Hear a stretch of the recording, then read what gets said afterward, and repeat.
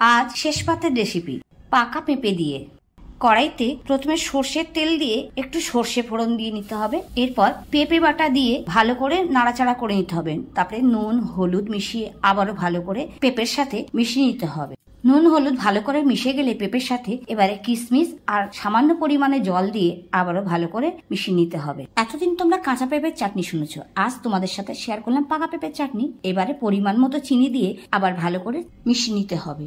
রেসিপিটা ভালো লাগলে লাইক কমেন্ট শেয়ার করতে ভুলো না বন্ধুরা। এখন 1 টিস্পুন মতো তেঁতুলের কাঠ আমি এখানে মিশিয়ে দিলাম, দিয়ে ভালো করে আবারও মিশিয়ে নিতে হবে। এইভাবে একবার তোমরা এই চাটনিটা তৈরি করে দেখো, খুব ভালো লাগবে। এখন একটা ভাজা মশলা তৈরি করতে হবে। মৌরি 5 ফোড়ন শুকনো লঙ্কাকে হালকা একটু ভেজে সেটাকে গুঁড়ো করে এই পর্যায়ে মিশিয়ে দিতে হবে। ভালো করে মেশানো হয়ে গেলেই তৈরি হয়ে যাবে আজকের রেসিপি পাকা পেঁপের চাটনি। রেসিপিটা ভালো লাগলে অবশ্যই চ্যানেলটাকে সাবস্ক্রাইব করে পাশে থেকো।